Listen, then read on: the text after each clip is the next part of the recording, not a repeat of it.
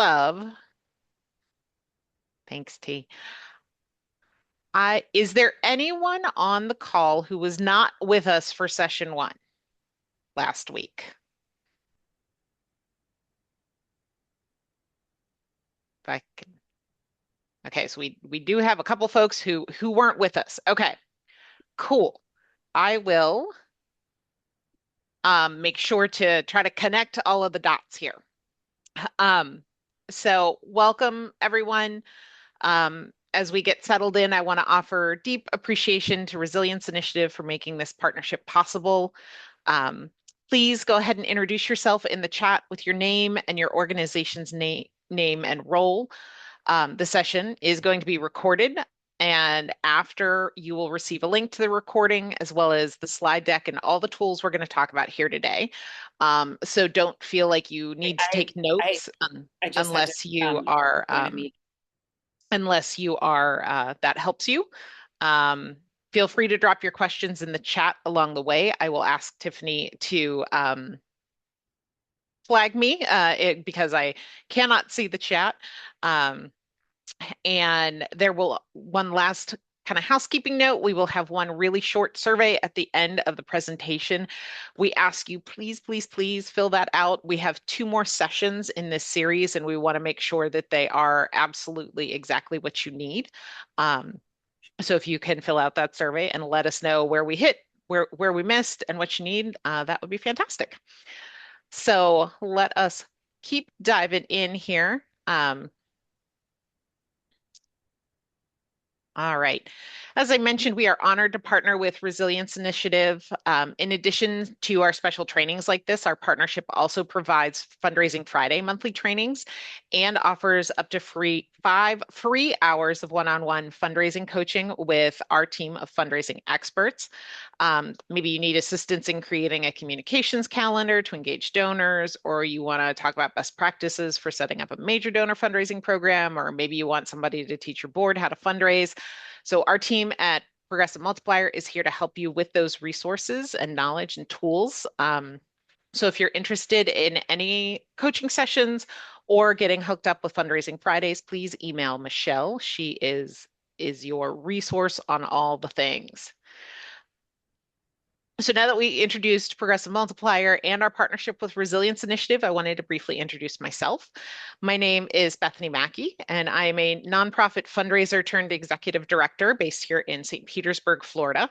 I started my fundraising career at the Pittsburgh AIDS Task Force in 2002. PATF is now the Allies for Health and Wellbeing, and I am incredibly proud to be part of their 40-year history. PATF is where I learned the cathartic, healing, life affirming power of both giving to and raising money for a mission. Uh, 11 years after my time at PATF and a move very south here to Florida, I coincidentally married a man who has AIDS. And part of our journey together has been giving to Equality Florida, who is the leading organization combating HIV criminalization here in our state. So I had a complete full circle surprise after starting my job here at Progressive Multiplier as the program director when our founding ED told me that Equality Florida was one of the grantees I'd be working with. So getting to know groups like that inside and out really prepared me to succeed our founding ED 3.5 years ago. So being the ED of an organization that gets to help groups like all of yours get better at that cathartic, healing, and life-affirming thing we call fundraising really is my dream job. So thank you for having me as your trainer today. And I'd also like to call in my colleague and dear partner, Tiffany, to introduce herself. Hi, everybody. I'm Tiffany Luckett. I am the Managing Director of Program here at Progressive Multiplier, speaking to you from Los Angeles, California. Great to be with you. Thanks, Tiffany. All right, so let's intro this 4-part training series. This is part 2 of our training. When I took over from the founding ED, who had been an executive director of both small and giant organizations, leading was in his nature, and he was really great at it. And he took an incredible amount of care in my transition in terms of handing over relationships and things like that. But I never got a job description. And for anyone who knows me, they will tell you I am a girl who needs structure. So I went on the internet searching for a job description for an executive director of a small nonprofit, and I found George Gale's letter to a new executive director, which he wrote when he was stepping down from the ED position at People's Action. And of all of the ED jobs I read in my frantic search for structure, this is the thing I found that best describes our jobs um, in a way that resonated with me. Vision, people, and money in that order.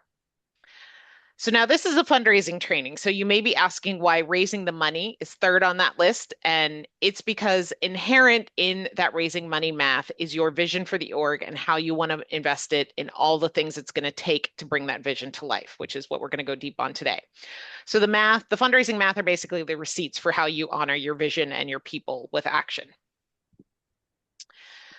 Now, no disrespect to my friend George, but I'm still a baby ED at about 4 years in, but I feel like I finally got enough experience under my belt that I can share my own point of view, and I've started editing my job description.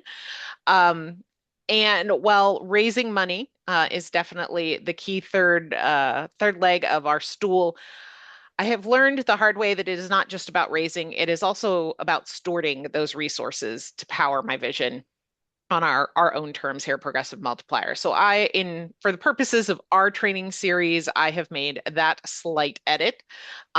So our 4-part series includes inspiring towards the near and far horizon. We did that training last week.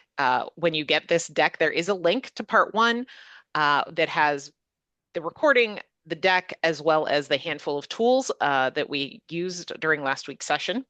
Today, we're going to talk about growing and aligning forces for our journey. So, how to build a culture where fundraising responsibility is distributed across your organization. In July, we've got the latter part of the series, so the raising and storing the money. I expect that's going to be probably one of the most popular of the sessions. So, we're really going to tie together the financial management and the fundraising in both to do both short-term as well as long-term work.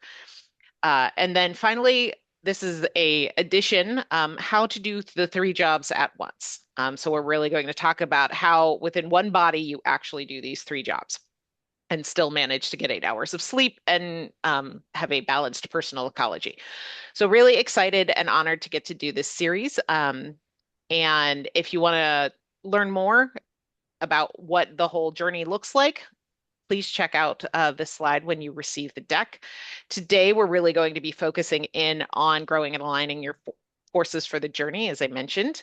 Um, so this language of forces is really strong. And in George's letter, you'll see that it's grow and align your forces for battle.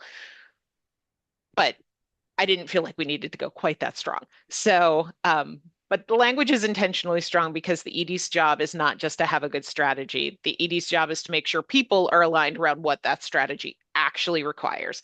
So that includes, of course, staff, board, funders, partners, allies. And implicit in that alignment is alignment about money, because strategy without resource alignment is just an aspiration. So I want to do a quick poll. Um, Tiffany, if you could launch that, I would greatly appreciate it. I would love to hear how often you all are living in that truth of, a strategy without resource alignment is just an aspiration. So you may say never. Your strategy and all the things are in perfect harmony and you've achieved enlightenment.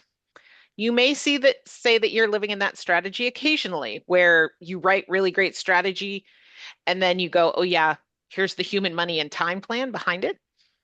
You may say you're living in that reality frequently, um, where you have strong vision board energy and a very complicated relationship with capacity. You may say you're living there constantly and you're out there trying to build a future with 3 people, 1 spreadsheet, and vibes. And then you may just be like so personally attacked by this question because it is constant and exponential. So I'll give you guys a second. Um, for the other 8 folks on the call to hit that poll, and then I will leave it to Tiffany to tell us what our scores are.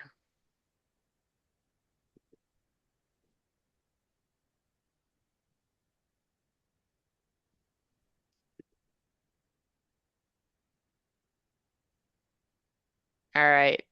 10 more seconds for the last three here.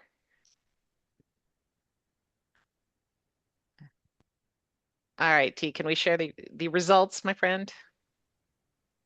Here we go. All right.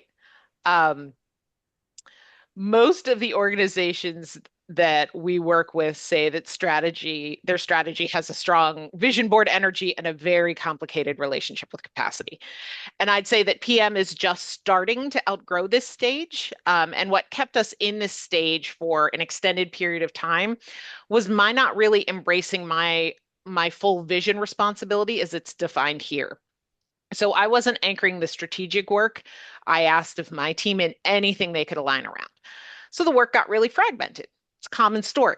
The ED mistakes a mission statement for a really robust eyes towards the horizon vision. So program strategy lives in one place, and fundraising strategy lives somewhere else. Board engagement is a whole separate work stream, and partner conversations are all about the collab and not about how we pay for it. Um, so it's the ED's job to connect the system, right? Doesn't mean we do all the work. It means that we make sure people understand the whole picture. Where are we going? Why? What it will take? Who needs to help? And how the money supports the mission.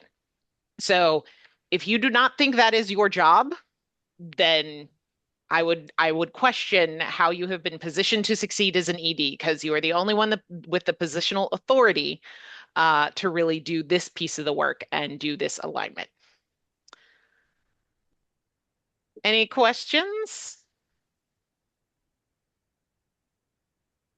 Tiffany, I'm leaning on you to tell me if there are hands raised. We good? There are no hands raised, at least that I No, can see. no hands raised. All right.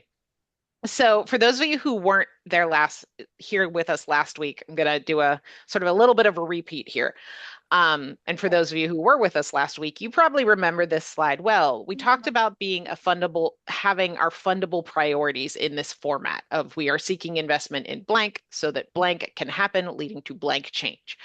So the whole point of that narrative structure is to give your fundraiser, your board, your donors a clear bridge between the money and the mission. So one of the most important alignment moves an ED can make is to name the resources required to win. The horizon story names the future. And for those of you who were not here last week, please go back and look at what we're talking about when we mean a horizon story. That is a far horizon vision as well as your near horizon visions. So the fundable priority names what must be resourced now to move that towards that vision. Sounds really obvious, but many organizations under-resource their own strategies.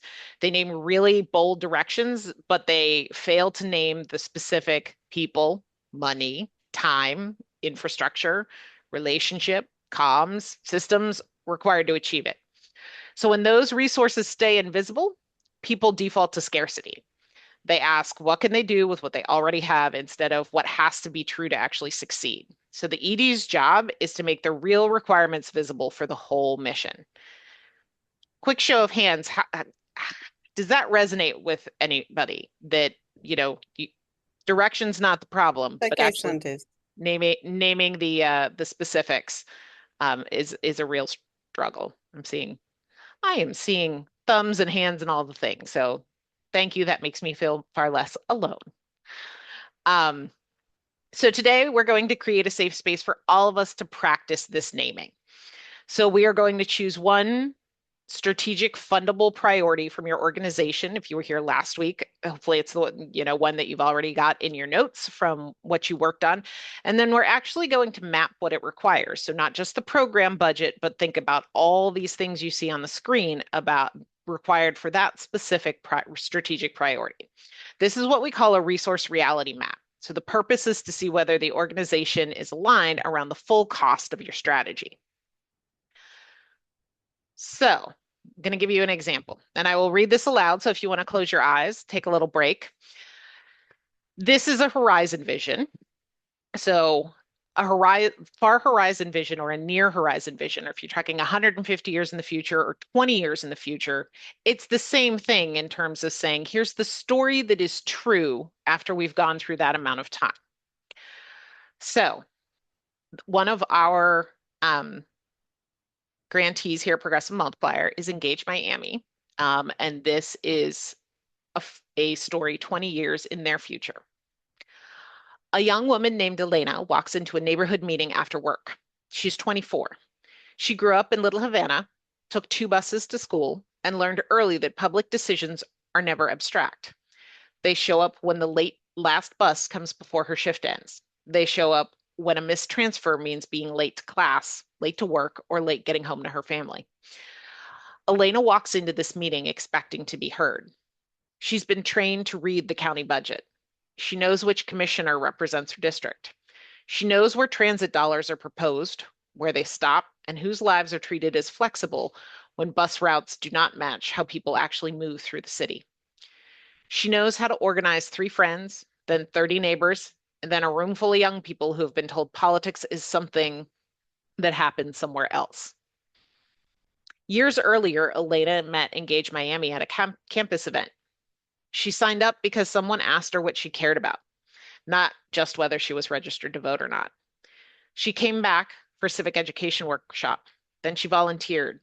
Then she joined the leadership program. She learned how local government works, how budget decisions get made, and how to bring other young people into the work with her. Now, at this neighborhood meeting, she's pressing for buses that run when young people actually need them to.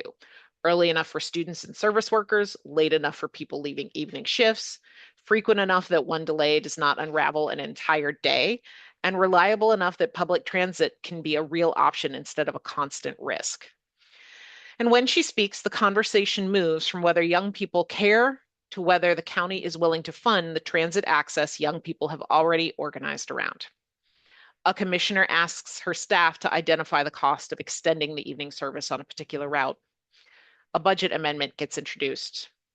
Within the next few months, evening bus service is extended on the route young people organized around. A student can get home from a night class. A restaurant worker can make it back after closing. A young organizer can attend a public meeting without choosing between civic participation and a safe ride home. So when we bridge that horizon into a fundable strategic priority, it looks a little bit like this. We are seeking an investment in a year-round community leadership pipeline and the relationship infrastructure to support it, so that young Miamians who already show up for Engage Miami's events can become trained volunteers, leading to a more powerful, self-determined community with the relationship, resources, and civic muscle to win lasting change. Is everybody clear on Engage Miami's vision and fundable priority? All right. So now, what do they actually need to resource it? This is the resource reality map. Typically, we think about a program, right? This is a tool so that you can look at all of it. So this is the resource required with the standard categories for the strategic work Engage Miami needs to do right now to take a step towards that vision. People, money, relationships, board support, comms, data, systems, time and leadership attention, all the things, right? This list is our list. You may have unique categories that are just specific to your organization. So what I want you to do now, Tiffany is going to provide a link to a workbook and make a copy of that. You will see these few slides and you will see this slide blank. And what I'd like you to do is fill out these requirement lanes based on the fundable priority that's in your mind from last week, or if you weren't with us last week, what that feels like to you right now. Then we're going to bring you back at about probably, we'll call it 3 after. Give everybody 10-ish minutes, and then see if we've got any questions. So Tiffany, can I, since this isn't a pair share or anything like that, this is independent work. You're welcome to take your video off and mute, and then we will holler back at about 1:03. And feel Eastern time. free to jump in the chat if you have any questions. All right. We will see you all when you are back.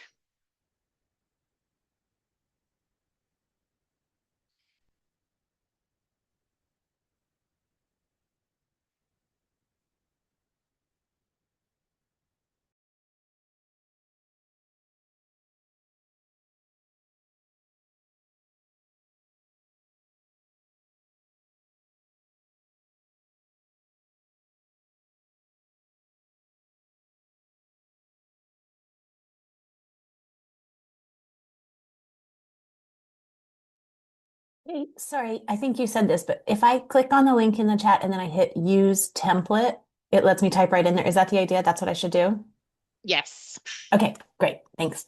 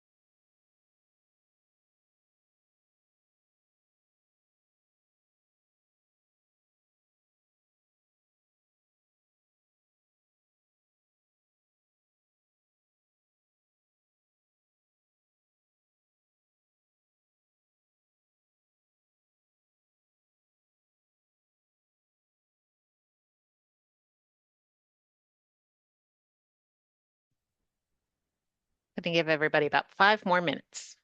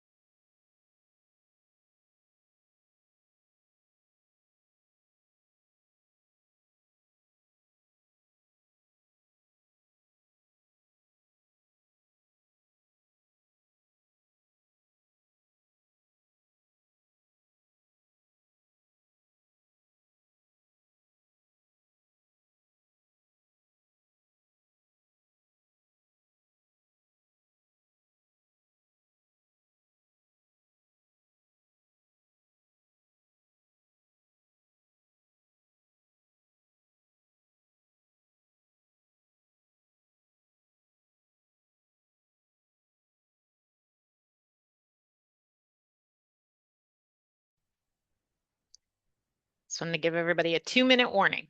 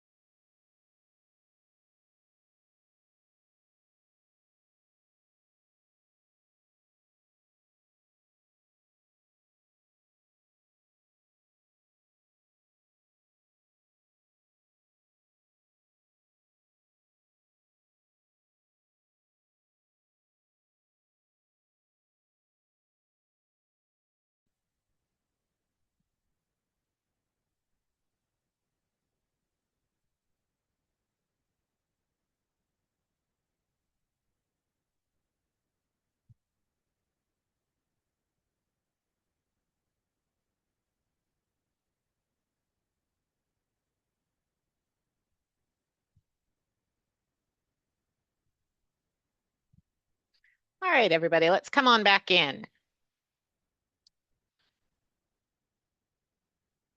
You don't have to come onto video if you don't want to, but please give us some indication that you are here and present. Hi, Whitney. Oh, I love all the thumbs. Thumbs make me happy. All right, y'all. So I want to hear a little bit about how that felt. Does anybody want to? And Karen, like trumpets, also welcome in addition to thumbs. I love it. Um, does anybody want to share what this brought up for them in terms of actually doing a resource reality map with their ED lens on? Mala, go ahead. I thought I had it all figured out and I started writing and said, oh, I didn't think of that. Oh, I didn't think of that. I mean, I am sorry that you didn't have it all figured out. Every time I do this for every fundable priority we define, I'm like, oh crap, I missed something. Um, so you are definitely not alone. It looks like Karen agrees. Anybody else want to share what this brought up for them? Like, was there one specific thing that you're like, I literally never thought of anything like that? Um, Dana, how about you? And then Aaron. Yeah, thanks so much for this. This is really helpful. Um, Getting to the time and leadership attention Hmm. is also something I definitely had not thought about before. And it's just really fascinating to see, like, just thinking about like different things across the organization, how because that's not considered by me, it's like, oh, actually, there's a lot of time and commitment on my part that is easily overextending me in many ways. So that was like a spotlight for me. So yeah, really appreciate this. Yeah, Dana, thank you for the vulnerability and sharing. I that has definitely been a sticky wicket for me. Tiffany can definitely attest to that of all of a sudden I'm like, oh, I'm finally starting my to-do list at like 6 o'clock in the evening after all of these things that needed me that I didn't actually think about. So I've gotten better. I'm not great. As I was putting this content together, one of the things I thought about is there's a whole other series to be done about like if this is a weakness for your resource reality mapping, then here's training on doing that. So that's something that came to my head this morning. Erin, you had something you wanted to share. Yep, just the short, embarrassing realization that for all my focus on external resource alignment, I need to put at least as much effort and that I have a hole on internal resource alignment as well. Erin, what organization do you represent? Repro action. There you go. We see a commonality among groups that work really in the heart of the progressive front line. Um, we're really good at that, right? We are all about the outward facing alignment and the coalition work. Um, but we tend to not pay enough attention to the internal alignment that we need. And it's this constant balance, right? And the minute it gets out of balance, something bites you in the butt. Like, so you are definitely not alone, Aaron, on that one. Anybody else have anything to share before we move on? Yeah, I've got one from the chat. Go ahead, T. Farima says, I am still blocked at the fundable priority. Um, that is something, and Tiffany, I see that you said that that would be a perfect thing to bring to a coaching session. I can't underscore how important that is because you can't do this work until you do that work.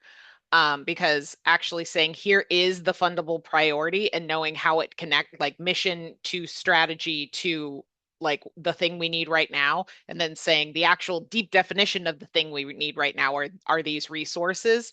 So, and it's okay if you are stuck because that is something that I mean, I know when I do ours for like even our at an annual planning, it takes me days to actually map them all out, and it's usually carved in like a half hour here or an hour there.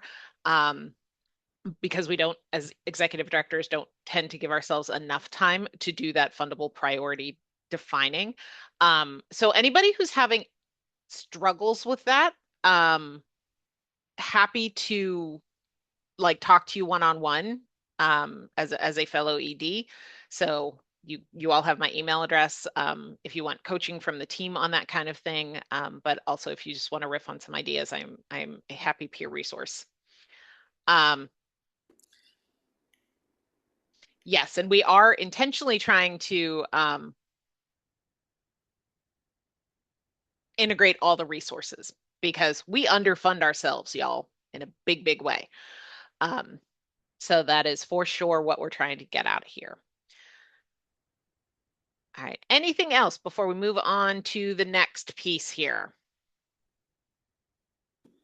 I'll just say that it also made me realize that my shortcomings in ED time and, my own focus, but it also reminded me, it was helpful in the other direction too, to remind me that our board could be more of a resource in like programmatic things. Like I kind of only think of them for a certain subset of things. And I was Yep. like, oh, actually, there's some people on there that would have helpful connections for this particular thing I was thinking about that I had not considered. So it's helpful to like regimentedly go through and think about those. Yeah. You're going to love the last like third of this deck, all about how we do this with the board. So we actually have a tool for that you're going to come out of today with. So stay tuned. So now that we've mapped what the strategic priority, that the fundable priority actually requires, I want you to look back at your list and really identify what resource need is usually undernamed in your organization, like outside of that singular strategic priority. There's usually a theme. Dana called out the ED and leadership time. Some of you, it may be people, like you name the program, but not the full staffing capacity. Or for some of you, it may be the systems and operations stuff. Like if you're living with, 3 people, one spreadsheet and a vibe, you probably have underestimated the actual tech and workflows and data tracking and finance support kind of stuff you need. Some people may be communications, like you're doing kick-ass work, but you're not actually getting your narrative and your storytelling out there because you haven't funded storytelling capacity. So that's one of the things to just be really, really cognizant of the themes in your under-resourcing, because when resources are undernamed, the cost doesn't disappear just because you failed to put a label on it. It gets absorbed and it shows up in really nasty ways. Like we're burned out. The staff's overworked. We miss revenue opportunities. We've got unfunded infrastructure. We've got the board not being able to be a full partner because they don't actually know what we're doing. So just because you haven't named it, put a label on it, and sprinkled some glitter on it, doesn't mean it disappears. It goes where it shouldn't be. And so this is one of the key things we can do to make sure we avoid staff overwork and missed revenue and all the things. Our team has just been through, I don't want to call it painful, but a little bit of I a little might. pain. So our team delivers standard services to groups like yours, like coaching, like these trainings. And we went through and we actually did, for all of the replicable parts of our work, we did a full team work stop for a couple days and actually listed out every little step of what it takes to put a training together. And it was tedious, but now I have found out that what I'm asking a funder to give us when it comes to putting this together is probably 30% less than it should be. Because of the unnamed and unlabeled work that was just getting absorbed into people's evening overwork and things like that. So that is a real-time example from Progressive Multiplier. Happy to show you the service catalog as well if that is a tool that would be helpful in terms of like if you've got anything in your own work that is replicable steps, that could be a tool that would be helpful. All right, so as you can see, we're sort of, well, we're talking money and we're talking resource alignment, and we say resource in a broad way, not just financial capital. I want to just name that culture conditions are important in terms of making the resource alignment possible. We could do a whole separate training track on this, and if that's something you're interested in, please put it in your survey. We're happy to do that. But before people can do that resource reality map, they have to be safe telling the truth, right? So we use Daniel Coyle's culture code as the sort of our reference for how we want to build our culture. And his hypothesis is that strong teams need three things: shared purpose, vulnerability to build trust, and a desire to solve hard problems together. That matters here because, as I say, the naming resource requires some deep truth telling, right? Whether it's for ourselves saying like, oh yeah, I as an ED am not spending enough time on X, Y, or Z, or all of that invisible work that is eating up people's times and making them like burned out. So if people don't have that shared purpose from your horizon vision and your strategic priorities you've named, then the conversations about money and staffing and comms and everything else um, feels like competition for scarce resources instead of teammates trying to resource a shared strategy. And if there isn't enough trust, people may not name what's really missing, and they're going to minimize something. And then if the team doesn't actually have the desire to solve the hard problem, the conversation stops at your aspiration, right? Everyone agrees the work matters. There isn't a single group on this call where the work doesn't just fundamentally academically matter. But if you don't have the culture, then no one stays in the harder conversation about resourcing reality long enough to truly define what it takes. So this is really why growing and aligning your forces isn't just about motivating people, building team spirit. It means making the full resource reality visible. It means helping people understand what the work actually requires across the board. And this is an ED responsibility specifically because the ED is the only one who has the positional authority in the organization that can hold all of this. So we are the only ones who see across programs, fundraising, board, finance, external partnerships, and strategy. We are the ones who are responsible for naming what's under resource and translating that need differently for staff, for board, for funders, for donors, and really defining. We're going to talk in a minute about how can each of those groups understand their lane in resourcing the work. So if the resource reality map answers what do we need, your next ED question is who needs to understand the need? How do I translate it for them? And what role do they have to play in helping us resource it? That's the bridge from resource mapping to aligning your forces. Creating the culture where needs can be named honestly, then creating the structure where those needs can be translated, owned, and resourced across the organization. I think I We've got saw a a hand up hand. from Whitney. Yep. Go ahead, Whitney. Yeah, is now a good time for a question? Yeah, do it. So when you're thinking about like the resources required and you're thinking about how do I ask this? So the things that are like systems of operations and communications around this new project. Um, but then you might have multiple projects. Yep, you Is this absolutely will. just about like kind of as I'm reading that and realizing, oh yeah, I'm really underestimating all that stuff. Would this just be about potentially upping the percent that I add? Like, do you just have sort of a percentage that you add to any project that's like based on the size of this project, we're always going to add 40% for overhead or something like that? Or are you going project specific and going, this one's going to need this much communication and this much time from the ED and Yep. It's a great question. And the way Did you I've plant approached, Whitney for this, I Bethany? didn't, I promise. I'm pretty sure Whitney would do that if I asked, but I promise there are no plant questions. Um, so the way I've approached this, and this is just me, this is not sacrosanct canon or anything, but I look at what are the kinds of work we do. So like we do training or we work with grantees on 12 different kinds of particular grants.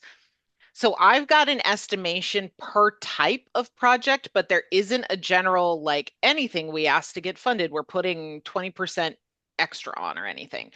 Um, I am not a fan of the word overhead because I think overhead really diminishes the specificity of this because we've treated it for years, decades like overhead, and it's not, it's core mission. Yeah, I Um, agree. yeah, so it's really about just there shouldn't be a different format for program budgets and gen op budgets, right? I think that that's where a lot of the root of the invisible work comes from. So I would encourage you to look at like, not necessarily every single project, but what are the types of projects you do or the types of initiatives you do, and take a really good, hard, specific look at that resource reality map per type.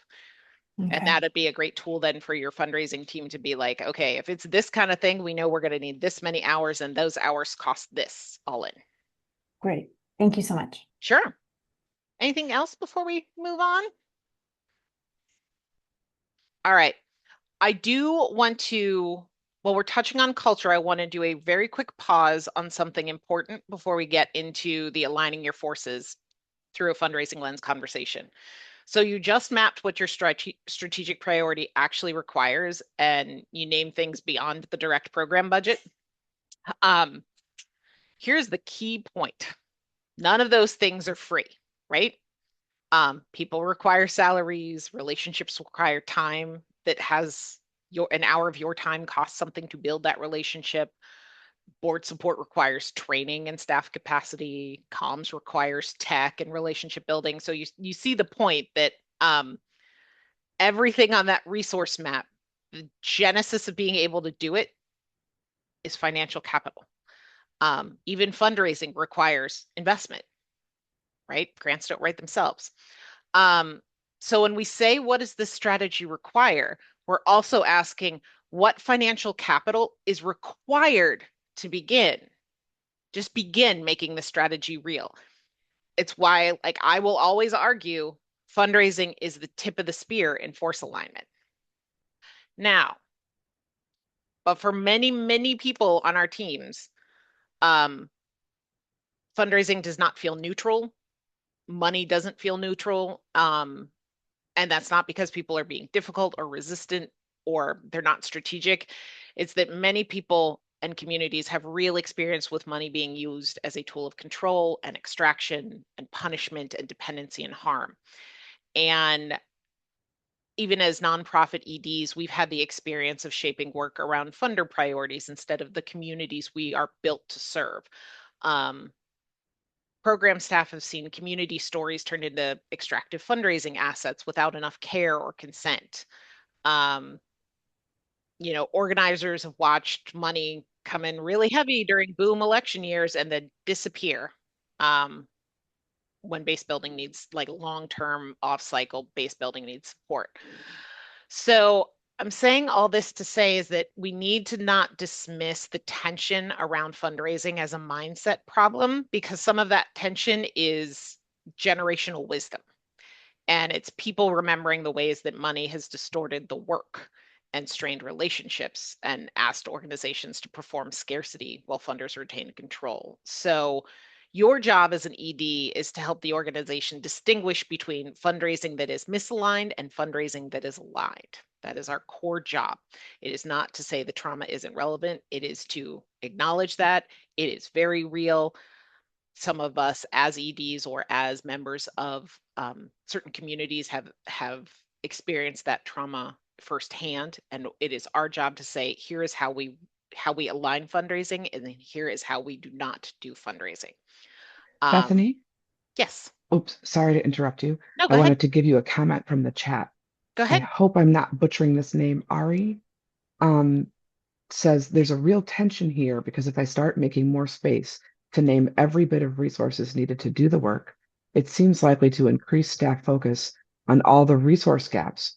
I know ignoring does not fix, but also we can't currently fill most of it. So it seems like a risk of demoralizing the team. And that is, it's a perfect question and comment, and it is why it's important that your vision can't be one thing. Your vision has to be both near and far. So none of us right now have all of the resource needed to do all of the priority strategies that will get us to our far horizons, the big visions. We have to make sure that the near horizons are fundable and doable within the resourcing that we are able to get around it. This is a long game. This is not an annual plan. So I think that that's really important. And also, solving the tough problems and that culture piece we just talked about, that's part of it, is that like, yep, we have a lot of holes for the big vision, but the more near visions, we can do those. There are far fewer holes, and we can actually get specific enough to fill those holes versus these like giant craters when we take it from a far horizon view. That's just the direction we're moving, but it's not today. Ari, does that resonate? Yeah, I guess that's right. I guess that's helpful. I think it's the trickiest part is the near term ones that we're kind of doing, but doing like you said, where people are overworked and Yep. filling holes now. The near term ones without full capacity, and it's not exactly hidden. It's like, oh, I'm aware of them, but Yeah. naming and talking about them both seems important to acknowledge, and also like a risk of increasing focus on on the problem. But And it may mean your horizon needs to come nearer, right? yeah, Um, like we as EDs, I think, are really good at biting off more than we can chew because yes. it's part of our makeup, right? Like I I could go through this call. There are probably 100 Enneagram ones and people who are, you know, manifestors or manifesting generators if you're into human design, Aries if you're into zodiacs. Like we're wired to do this building, right? It is in our makeup. So we often overstretch. And part of the discipline is saying, like, okay, what is the fundable priority I can fully resource and not going beyond that? The beyond is where you then start building your shopping list for the fundraising. Got a And hand that's a up from really humbling Karen. thing. Go ahead, Karen. Thank you, Tiffany. Hi. You maybe answered a little bit of my question right now. I think a lot of nonprofits are in a really unique time right now, where Preach. they're being defunded and also like in a time of crisis, right? Where it feels like survival and it Mhm, feels really hard to stick, within like the short term and the long term when it's like, mhm. if we can just survive the next 2 years or whatever amount of years it might be. And sometimes that survival is definitely attached to funding that we can access now.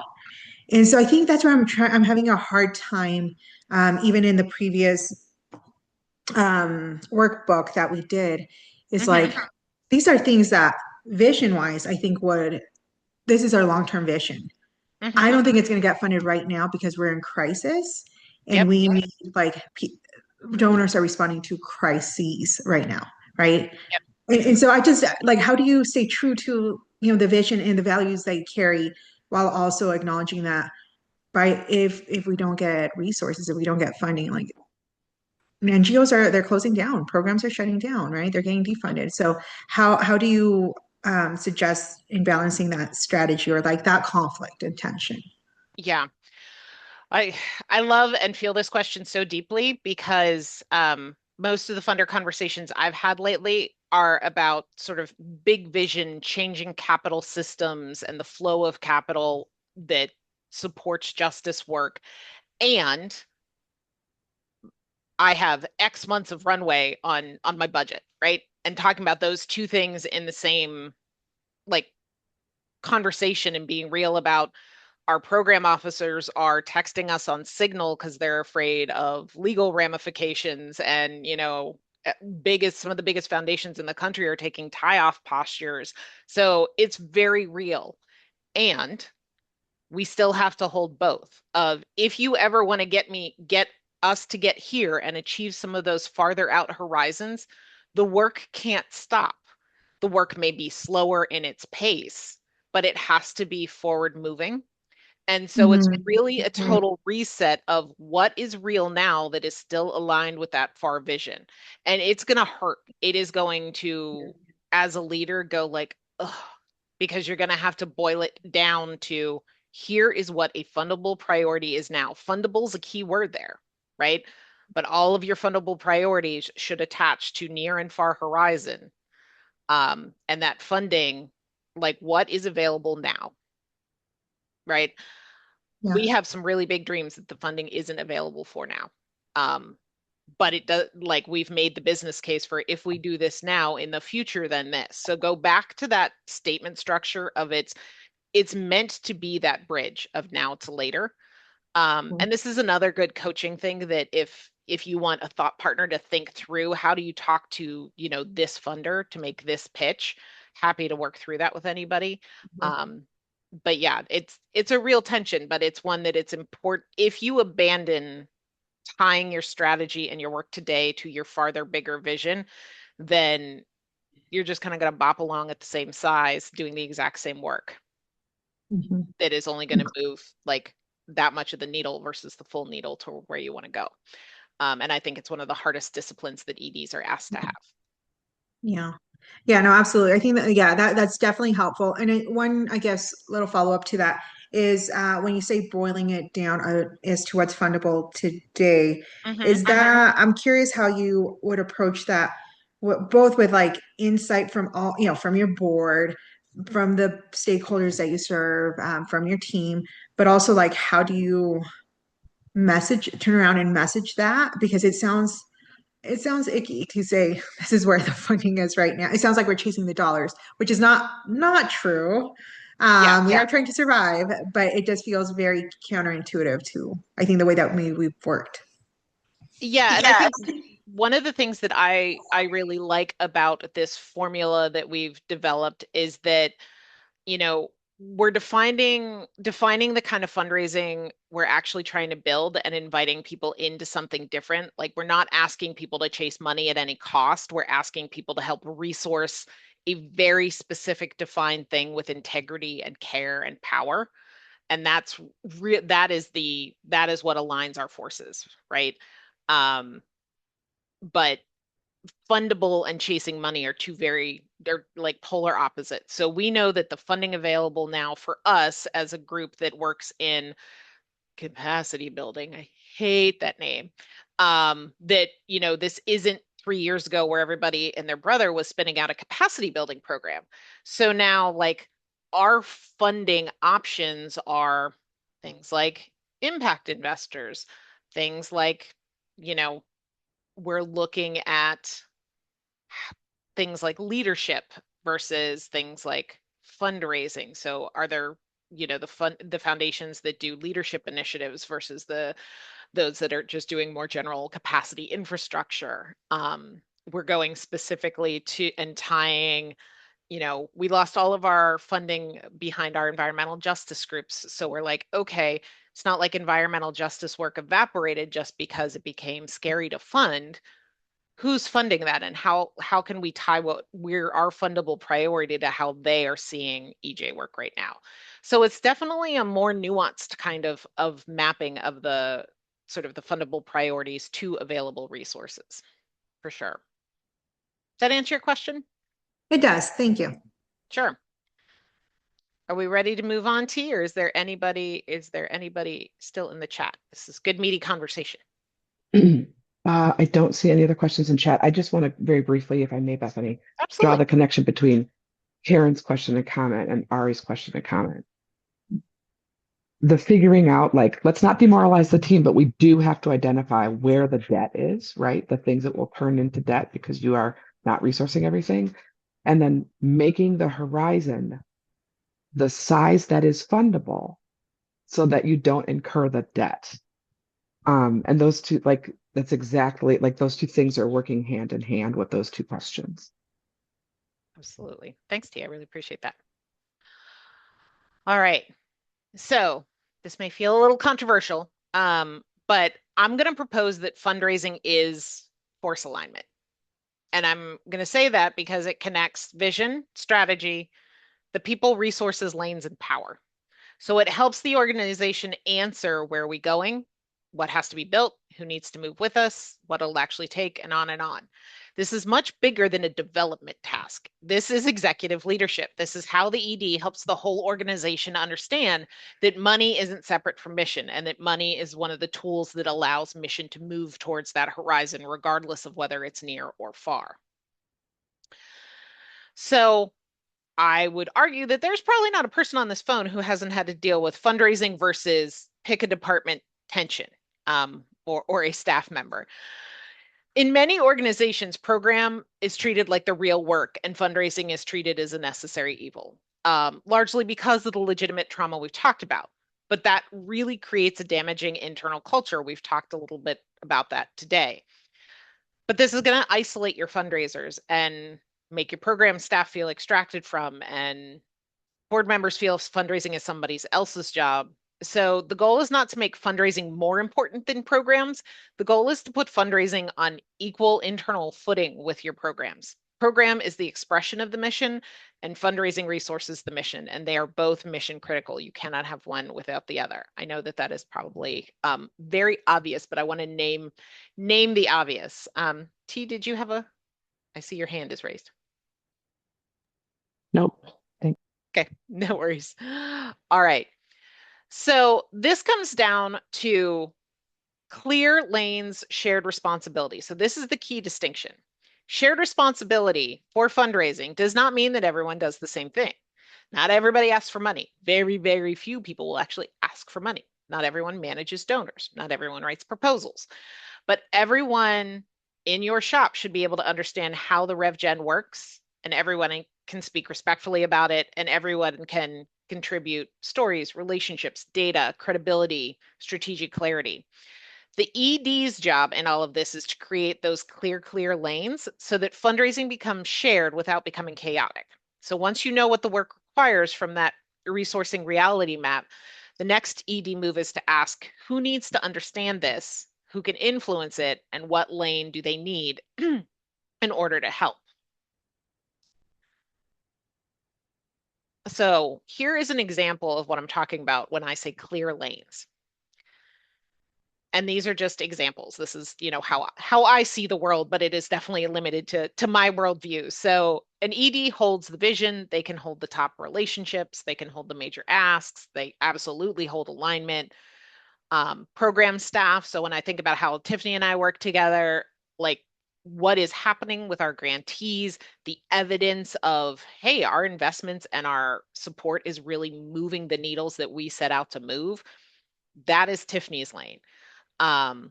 We have comms team. You will hear from them post this this webinar, and that they are the ones who are responsible for telling our story outbound. So this, you may go like, Bethany, these are just job descriptions. Put the fundraising lane on it and think about how each of these functions are actually a fundraising piece of the work. And we're again going to look at from the strategic fundable priority that you used in your resource mapping exercise. We now want to take this and go, okay, what's the lane to make these resources happen? So what we're going to do is, I'm just looking at the time because we're running a little behind. So I want you to choose your fundable priority and map who contributes to that and how. So the goal is to move from fundraising is everyone's job as sort of this vague culture command to here are the specific ways for this fundable priority we need you to contribute. So I'm going to say let's take 3 minutes and do this. So if everybody wants to go off video and just take some notes here in terms of based on the resource reality map and the lanes that you think of, how are those people going to service that resource reality? What can they do to contribute? Remember, resourcing isn't just financial capital, it's the whole picture. So 3 minutes on the clock, we will come back at 1:40. And feel free to throw questions in the chat.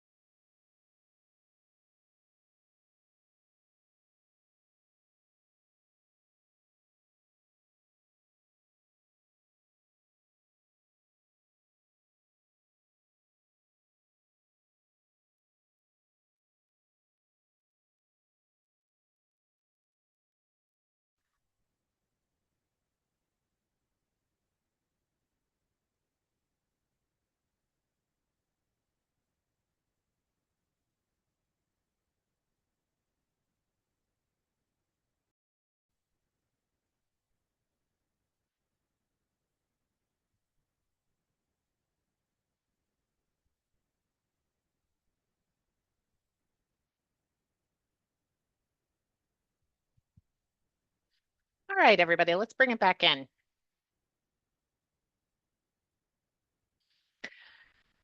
So we have about 20 minutes left, and I still want to cover both board and partner alignment, but I'd love to have one person who's willing to share in out loud here, just so we can discuss for a minute.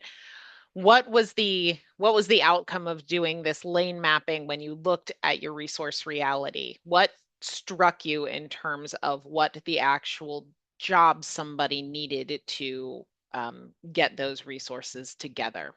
Anybody feel like sharing? See, Tiffany, this is when I need a plant.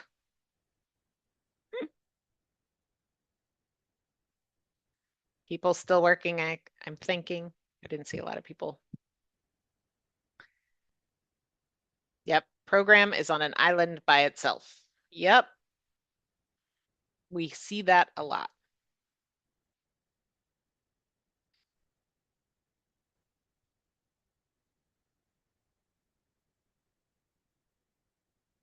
And oh boy, yes, do we see this with fundraising. I will, before we send out the deck, I'm going to add a slide example in to take that Engage Miami example into a lane example so that everybody has that as a resource to help you through this. And again, please lean into the coaching session so that, because defining the clear lanes is really important in terms of aligning your forces for battle here. Okay. Question. When you don't have an external evaluator, do you consider data collection and analysis in the lanes of comms, program staff, or dev staff, or none of the above? Oh boy. So data collection for us, we actually have a learning and impact crew that they make sure that the surveys that we send out after trainings or surveys that we send to our grantees. So they're sort of in charge of working with our program staff to say, what are the salient data points that we want to collect?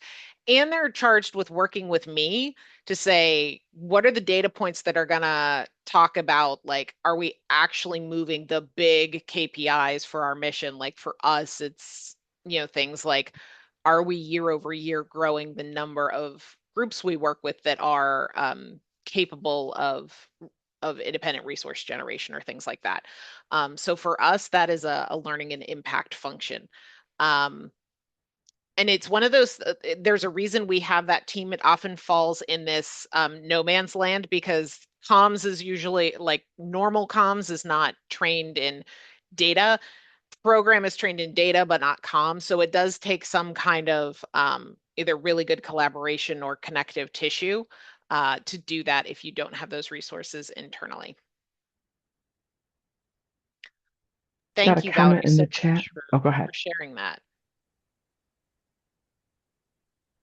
You absolutely did it right. Rock on. Thank you. Thank you so much, Valerie. All right. So I want to talk a little bit about the lane of the board, because this is one I think our staff is easier to figure out than our board or our partners. So I want to pause on the board lane. This is where so many of us get stuck because we know in theory that boards have a role in resourcing, but in practice, that role often gets flattened into we need a fundraising board, or in more cases, my board does not fundraise. And what board members often hear is I have to ask people for money, or I need to know really rich people, or I'm going to be judged by how much I can personally give. So the ED's job isn't simply to tell the board to fundraise. It's your job to make the board's resourcing role specific to your fundable priorities and connected to the strategy, right? So the things that help make, or the key tool that I use to make the board lane smoother and not such a bumpy ride is something that we call a power map. And for those of you who are in organizing or field building of any kind, a power map, this is taking that sort of very classic discipline and applying it to fundraising. So the goal of power mapping is not to shame your board members into asking for money. It's really to help them see the power relationships and credibility and proximity and influence they already have. A board member may not feel comfortable making a direct ask, but they know someone who cares about the issue.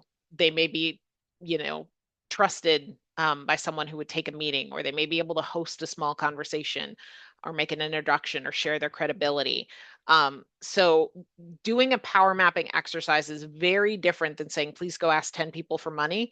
It's saying, let's you and I together, ED and board member, understand the relationship capital you bring to this board and align it with our resourcing needs, like what that resource reality map, what it actually requires. So this is where you're connecting what they bring in their lane and how these very specific resourcing needs that you've got. So T, can I ask you to put that link in the chat? And tell me when you've done it, since I can't see you. This is the link to the workbook? Not the workbook, but the actual power Oh. map template. So Here it Tiffany's comes. doing that. So the way you start this process is, as part of your board meeting, is to go over your resource reality map for each of your fundable priorities. And you shouldn't have 1,000, right? There should be, depending on the size of your organization, we have like 5.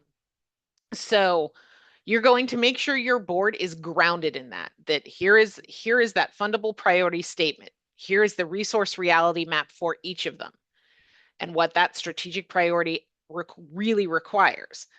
And then it's, okay, what's the board's lane in helping us resource this?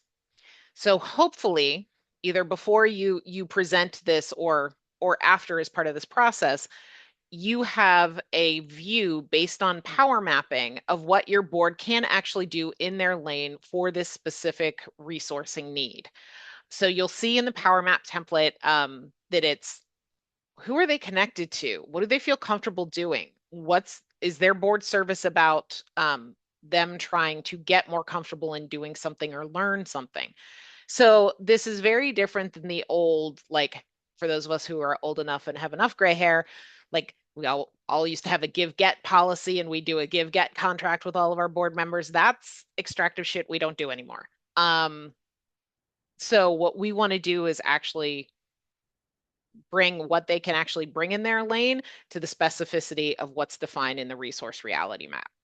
So if you have not checked out that link that Tiffany shared, it will be in the email that you get after we are, I think we'll send that tomorrow with the link to all the goodies. So not every board member has the same lane. So think of this as almost like a swimming pool. It's one swimming pool, but it may have a lot of individual lane for each person. The one universal is that every board member should understand that this resourcing is part of governance and that they have a role in helping the organization build the relationships, credibility, and financial capital to win. I've used this template with our own board and recently with Boston Explorers and with Friends of the Earth. And it has worked really well. If you use this template and you see anything that you want to edit that makes it work better, please let me know what you do with it, just so that I can, I'm trying to keep evolving this so that it's the most useful for the most groups. Do we have any questions on board goodness before we get into partners?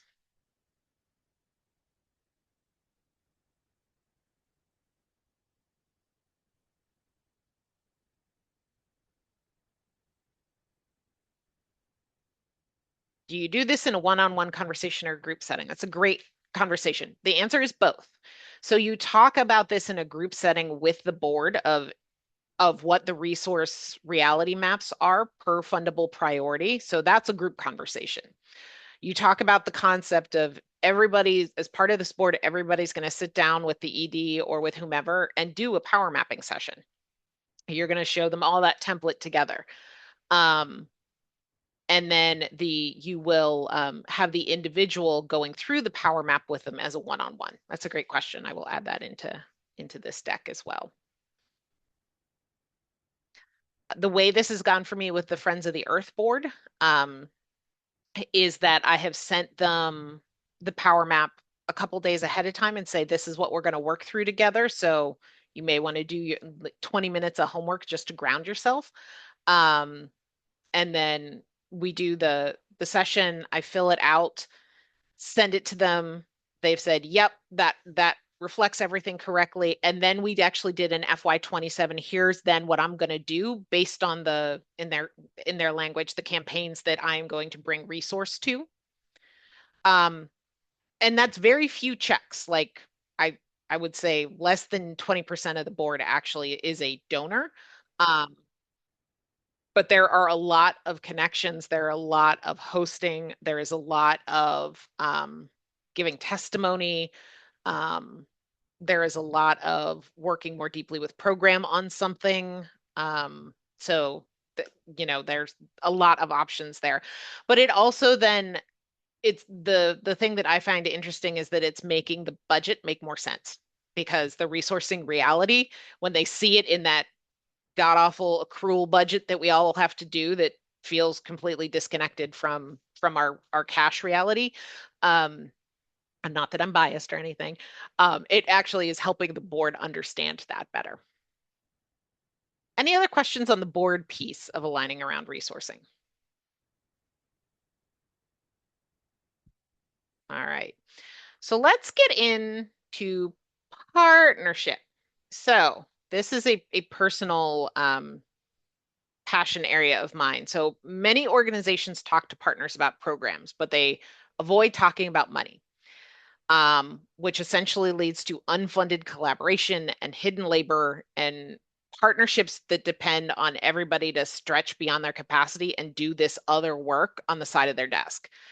So if we want to partner with another group on programs, it's absolutely appropriate to have the fundraising conversation as well.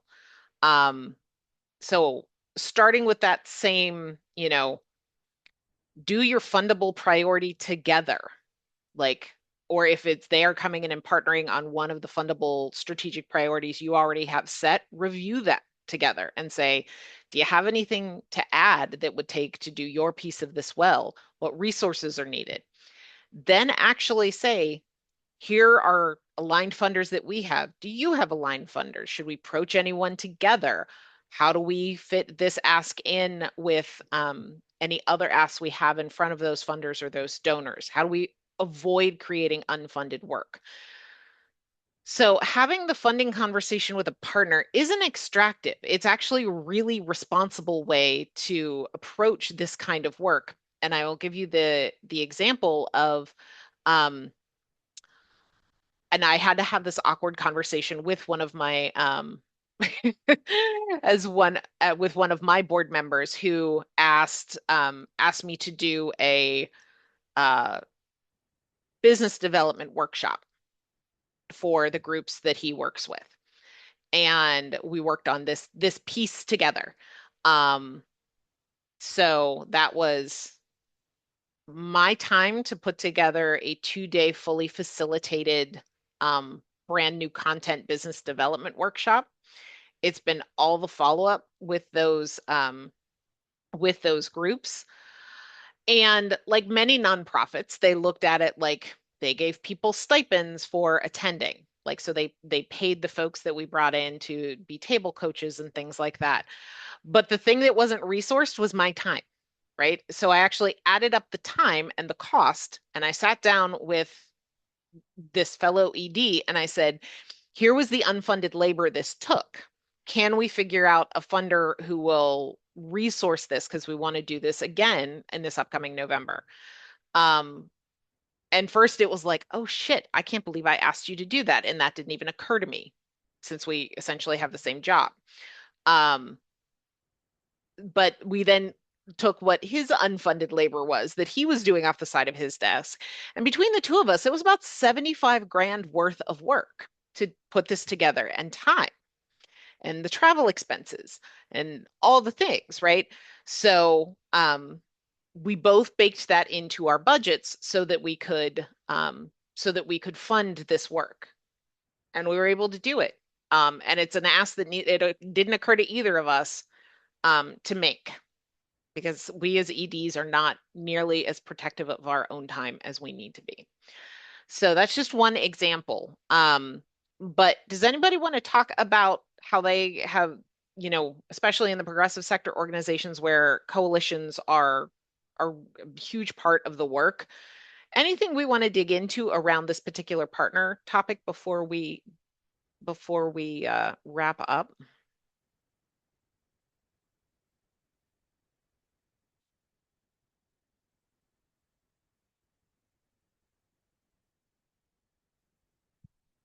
All right. Everybody's running out of steam here. Okay, we will skip practice pairs since we have 5 minutes left and that doesn't feel meaty enough for a practice pair. But if anybody wants to practice pair using the resource map to make these conversations easier, whether it be with your staff, with your board, with coalition partners that you're working with, we are happy to practice with you. So that's one of the things we can do as part of our one-on-one coaching sessions, or it's something that just as a peer in your network, I am happy to riff on with you as well. But we all know we're going to get resentment as we try to reposition fundraising as alignment. That is, we have been through that here at Progressive Multiplier, and you do get to the other side of it, but it does take a little practice. So we are happy practice partners here. Does anybody have any questions on anything that we've covered or anything that came up in the first session that they would like to tease out right now? We have a couple of minutes to do so.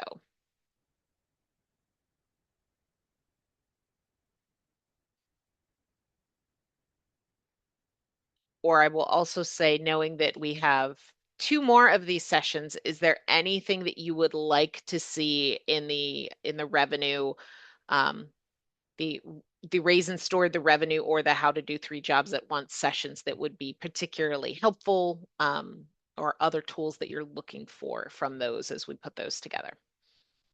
I am curious, when you put like all the different resources required in front of funders, if like how you respond when funders say, we'll take on this part. Then it's okay.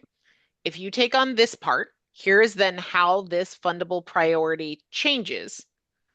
So if you want to fund Vision A and you only want to fund part of it, I need X more of this, whether it's finances or people, etc. Can you help me organize the rest of it?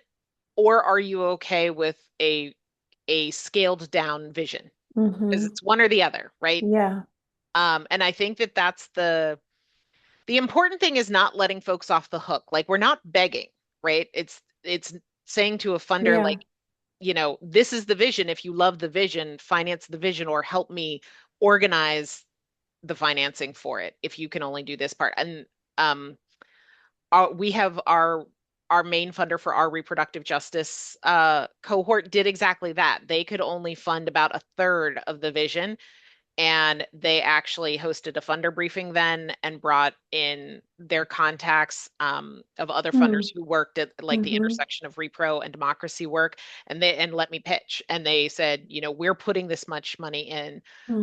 We have a funder in the Northwest where we work with a whole cohort of C4 groups, did the same thing, organized 6 funders and said, here's our gift. What will you all do to support these groups, where our interests overlap? So, but you have to make the ask of your funders. So I think it's taking, and that's really hard, right? They are in the positional authority position. But that I've dealt with it just like, okay, then I can do this much of the vision. And here's how it can you help me put together 3 or 4 more funders to do the rest of it? That's So, great. So Whitney, if I can help you at all with that, just give me a holler. Great. Thank you. Any other questions? All right, so we are at 1:59. We are building your ED fundraiser toolkit. So we have 5 tools that we shared in the first session. out of this session, you have your resource reality map, you have your fundraising lane alignment template, you've got the board power mapping template, and that pushback script from the pair share we didn't quite get to. These are all being housed in a single online link in our Convergence online resource center. So look in your email for that. And the goal is when we are done, we will have all the trainings, all the decks, all the tools, and that this is something that we will continue to grow. So please feel free to email me if there's anything you particularly are interested in for the latter two sessions here. That would really help me a lot in terms of building the content. So thank you so much for being here. This has been a real gift to get to do and to grow my peer network of fellow EDs. So thank you for being here, and please reach out if you have any questions or suggestions. And please complete the survey, which is linked in the chat. Please complete the survey, and hopefully we will see you on July 9th for Raise and Stored the Money. Take care, all.